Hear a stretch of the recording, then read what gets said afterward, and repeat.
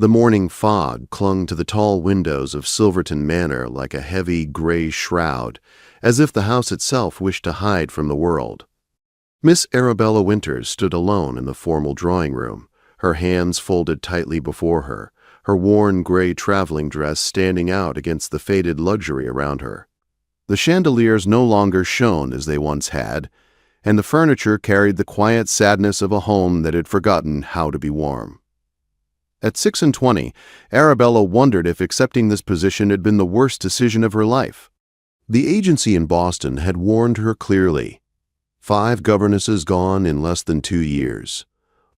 The Duke of Silverton was said to be cold, demanding, and impossible to satisfy. His children were described as difficult and distant.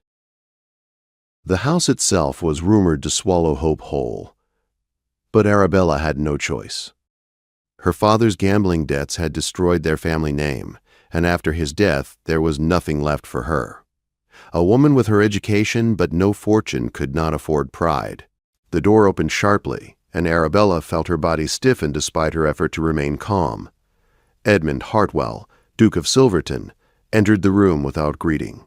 He was tall and broad-shouldered, perhaps 35, with dark hair already touched by gray, and eyes like a winter storm over open plains. His black coat was perfectly pressed, his white cravat tied so tightly it looked painful. Grief sat on him like armor that had never been removed. He did not offer his hand. Instead, he slowly circled her, his gaze sharp and judging, as if she were an object brought for inspection rather than a person. "Miss Winters," he said at last, his voice cold and exact, "the agency claims you speak 5 languages." Arabella lifted her chin slightly. 6, Your Grace." He stopped walking. 6. "Yes, Your Grace. English, French, Italian, German, Latin, and ancient Greek." His mouth tightened. How very convenient for a woman of your background. The familiar sting of shame burned in her chest, but she kept her voice steady. "My father valued education before his circumstances fell apart. I am aware of your father," the Duke replied sharply. "Richard Winters, a merchant who lost everything at card tables and died owing half of New York City." The words struck with practiced cruelty. Arabella had heard them before, whispered in polite rooms and spoken aloud in cruel ones. Still, she forced herself not to flinch. "He sent me to a convent school in France when I was 8, she said. "I remained there until I was 26. The sisters gave me a full education." "A convent," the Duke said with open disdain, "and now you expect me to believe that a ruined merchant's daughter has mastered what scholars struggle with?" "I expect nothing, Your Grace," Arabella replied quietly. "Only the chance to teach." He laughed once without humor. "Kindness will not be required here, Miss Winters. I expect discipline, obedience, and results. My children have driven away every other governess. You are my final option." "I understand," she said. "You will follow my curriculum. You will not fill their heads with foolish dreams. The world is harsh, and they will be prepared for it." Arabella thought of the sisters who taught her with patience, of books that had saved her when nothing else remained, and of 3 children who had lost their mother and their father at the same time. "I will teach your children," she said, "but I will not teach them to be empty." The Duke's eyes darkened. For a long moment she thought she had sealed her fate. Then he turned away. "You begin tomorrow at 8. Mrs. Dalton will show you to your room." He left without another word. Arabella exhaled slowly, her hands trembling. She had challenged a duke in his own home. Yet she did not regret it. Something in this house was deeply broken. Mrs. Dalton, the housekeeper, soon led her through long corridors lined with stern portraits. At last they stopped before the schoolroom. "Master James is 13, Master Oliver is 10, and Miss Caroline is 7. Mrs. Dalton said softly, "Their mother died 4 years ago." Fever took her quickly. The children waited inside. James stood the moment Arabella entered. His posture was perfect, his dark hair neatly combed, his gray eyes serious beyond his years. "I am James Hartwell," he said formally. "I hope my conduct will meet expectations." Arabella's heart tightened.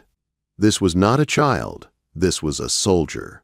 Oliver sat by the window, shoulders tense, his fingers stained with ink. He watched her with open suspicion. Caroline sat very still at the smallest desk. Her hands were folded. Her eyes were empty. Mrs. Dalton had said she had not spoken since her mother's death. Arabella knelt beside Caroline instead of towering over her. "Good morning," she said gently. "My name is Arabella." A flicker of awareness crossed the child's eyes. Arabella stood and faced them all. "I know many governesses have come before me. I cannot promise I will stay forever. But while I am here, I will see you. Not as problems, but as people." James's rigid posture wavered. Oliver's gaze softened just slightly. Caroline stared, unblinking. Arabella began with a simple question. "What do you love most in the world?" James looked lost. "I do not know." Oliver muttered, "Nothing." Arabella gently coaxed him until he revealed a hidden sketchbook. Inside were drawings of stunning beauty. Landscapes full of feeling. Faces alive with emotion. "These are extraordinary," she said. No one had ever told him that. When she asked Caroline, the girl pulled out a small carved wooden bird. Arabella knew at once it had been made by her mother. "It is beautiful," she said. For the first time, Caroline nodded. Their first lesson ended with French. James answered perfectly. Oliver admitted he loved to draw, in careful French words. Caroline wrote on her slate that she loved her mother. The room fell silent. Something changed that morning. Days passed, and the children began to soften. James asked questions. Oliver drew openly. Caroline hummed when she thought no one listened.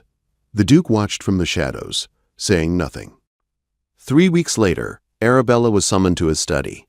A formal dinner was planned with important guests from France. She was ordered to attend only if needed. That evening, as the conversation turned technical, Arabella realized the Duke was struggling. His answers grew uncertain. A mistake was made. Offense flickered across the ambassador's face. Arabella made a choice. She spoke. Her French was flawless, clear, precise. She corrected the misunderstanding with grace and calm authority. The room went still. She moved effortlessly through language after language, answering questions with quiet confidence. Shock filled every face at the table. The Duke's expression darkened with fury. When the dinner ended, he rose sharply. "Miss Winters," he said coldly, "you will come with me. Now." Arabella followed him, knowing everything had changed, and that whatever waited behind that library door would decide her future at Silverton Manor. The library door closed behind them with a heavy sound that seemed to echo through Arabella's chest. The room was dim, lined floor to ceiling with books that looked untouched, their spines stiff and unread. A fire burned low in the grate, casting restless shadows across the Duke's rigid form. He stood with his back to her, both hands gripping the edge of his desk so tightly his knuckles were white. For a long moment, he said nothing. The silence stretched, thick and dangerous. "You humiliated me," he said at last, his voice low and controlled. "In my own house. Before guests whose opinions matter greatly." Arabella drew a slow breath. "I prevented a serious misunderstanding, Your Grace. The ambassador was offended." Another moment, and the damage would have been real. He turned sharply, his storm-gray eyes blazing. "Do not presume to instruct me on diplomacy. You forgot your place. You are a governess." "I did not forget," she said quietly. "I chose." That answer struck him harder than any raised voice. He stepped closer, towering over her. "You think your clever words and convent learning place you above judgment. You think speaking a few languages makes you exceptional. I do not think myself above anyone, Arabella replied. "But I will not pretend to be small to protect another person's pride." His lip curled. "You parade your education as if it erases your lack of birth. Your father's disgrace follows you into every room you enter." The words cut deep, sharp, and precise, finding every old wound. For a brief moment, the room blurred. Then something inside her settled, hard and unyielding. "I speak 6 languages, Your Grace," she said, her voice firm. "Not to impress you, not to shame you, but because when I lost everything, knowledge was the one thing no one could steal from me." He froze. "I learned because books did not abandon me," she continued, "because words gave me shelter when people did not, and because the sisters who taught me believed I was worth the effort." His anger faltered, confusion flickering through it. "You judge my birth," she said. "Yet you judge your children more harshly than any society ever could." His eyes darkened. "You know nothing of my family." "I know your children are afraid," Arabella said softly. "James fears mistakes. Oliver hides who he is. Caroline has disappeared into silence. That is not discipline. That is grief left alone." The Duke turned away, his shoulders tense. "You overstep, perhaps," she said, "but someone had to." He faced her again, his voice colder than before. "You are dismissed. You will leave tomorrow morning." The words landed heavily, but Arabella did not bow her head. "As you wish, Your Grace," she said, "but remember this. Your children do not need perfection. They need you." She left before he could respond. That night, Arabella packed her small trunk with steady hands. Each folded dress felt like a farewell she had not been ready to make. Her future stretched uncertain and bare. Without a reference, work would be scarce, but she had survived worse. A soft knock came near midnight. James stood in the doorway, his face pale and tight with emotion. "Is it true," he asked, "that you are leaving?" "Yes," Arabella said gently. He stepped inside, his voice breaking. "Please do not go. You are the only one who ever asked what we love." She pulled him into an embrace. "You must remember what you have learned," she whispered. "You are worthy, even when you fail." He nodded, clinging to her like a drowning child. When dawn came, gray and cold, Arabella dressed in her traveling clothes and descended the stairs, prepared to say her final goodbyes. But the entrance hall was not empty. The Duke stood there, his appearance uncharacteristically disordered, eyes shadowed with exhaustion. The children stood close together beside him. Caroline was crying silently, tears sliding down her cheeks. "Miss Winters," the Duke said hoarsely, "I owe you an apology." Arabella stopped, stunned. "I was wrong," he continued. "About you, about my children, about myself." He drew a breath that seemed to cost him everything. "I cannot read as others do. Words blur. I learned to hide it with anger." Silence filled the hall. "I punished my children for weaknesses I hated in myself," he said, "and I nearly drove away the one person who helped them heal." He turned to the children, kneeling before Caroline. "I love you," he said simply. Her lips trembled. "Papa," she whispered. The word broke him. When he rose again, his eyes were wet. He faced Arabella with humility she had never imagined. "I ask you to stay," he said, "not as an order. As a request?" Arabella's heart raced. "Your Grace, as Edmund?" he said quietly. She nodded. "Then I will stay." Hope returned to Silverton Hall that morning, fragile but real, and for the first time since Arabella arrived, the house felt less like a tomb and more like a place where life might begin again. Silverton Hall did not change all at once. It changed the way dawn changes night, slowly and almost without notice, until one morning, Arabella realized the air felt lighter when she opened her window. The house no longer seemed to hold its breath. Footsteps echoed with less weight. Doors no longer closed like final judgments. Arabella remained as governess, but nothing about her position felt ordinary anymore. Edmund no longer avoided the schoolroom. At first, he only listened from the corridor, standing still as a statue while Arabella taught. Then, one morning, he stepped inside and took a seat at the back, silent and watchful.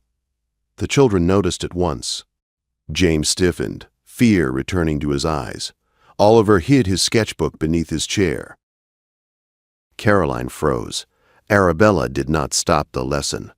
She continued calmly, explaining a French passage about courage and truth. She spoke as if Edmund were not there at all. Slowly the children relaxed. Edmund watched something unfamiliar unfold.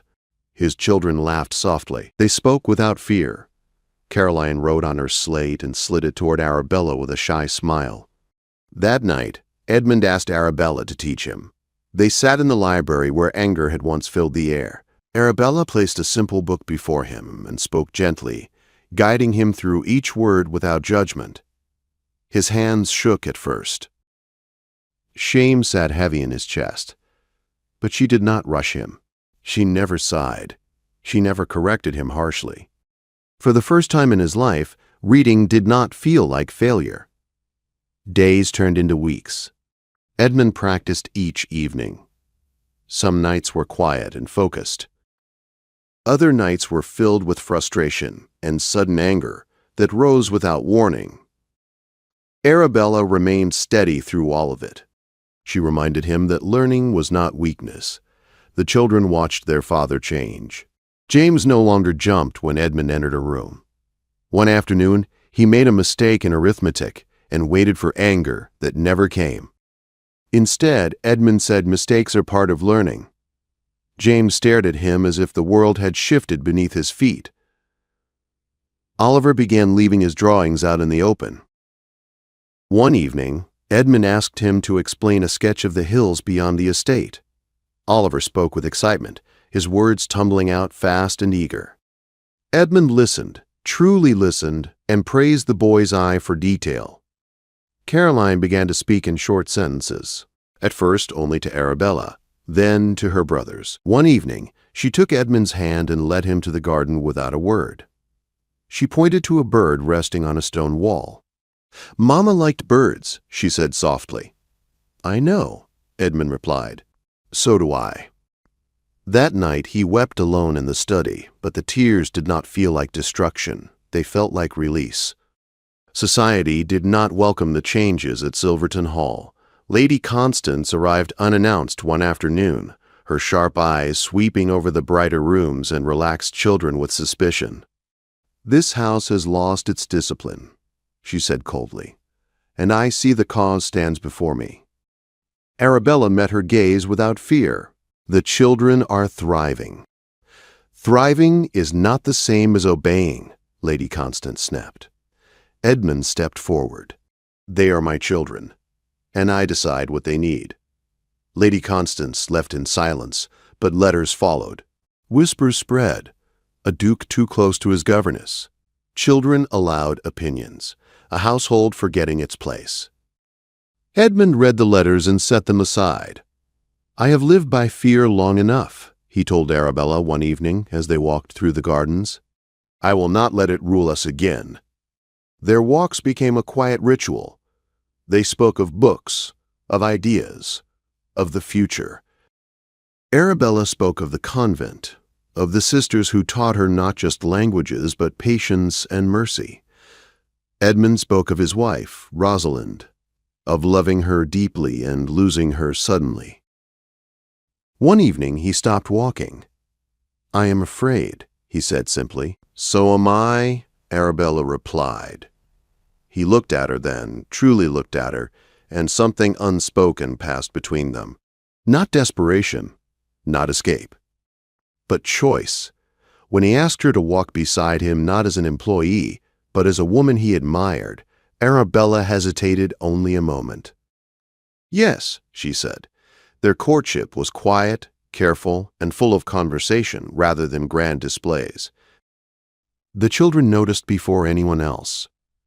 "Are you going to leave us?" Oliver asked one night. No, Arabella said. I am choosing to stay. James smiled in a way that reached his eyes. The proposal came in the library on a winter evening. Edmund spoke without titles or pride. You taught me how to learn, he said. How to feel. How to be a father again. Will you be my wife? Yes, Arabella said, her voice steady, with all my heart. The wedding was small. The chapel filled with light. The children stood beside them, not as ornaments, but as family. Caroline whispered during the vows, Mama is smiling. After the marriage, Silverton Hall became something new. Arabella opened a small school on the estate for village children. Edmund supported it fully. James prepared for university with confidence. Oliver's art began to draw attention beyond the estate. Caroline helped younger children learn to read. Years passed. Silverton Hall filled with laughter. The walls remembered joy again. One evening, long after the house had slept, Edmund and Arabella sat together watching the fire. You once silenced me with truth, Edmund said quietly. Arabella smiled. You listened.